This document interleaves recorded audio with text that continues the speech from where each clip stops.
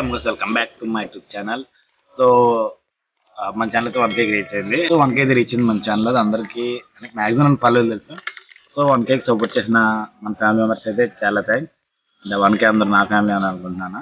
So వాళ్ళందరికీ చాలా thanks. నేను వీడియో పెట్టాక చాలామంది నేను వాట్సాప్లో షేర్ చేసిన ముందు పేరున ఇప్పుడు షేర్ చేయడం మానేశాను. వాళ్ళే ఏమైనా అప్డేట్ మన యూట్యూబ్లో ఏమైనా వీడియో పెడితే వాళ్ళే షేర్ చేస్తున్నారు. వాళ్ళందరికీ పేరు థ్యాంక్స్.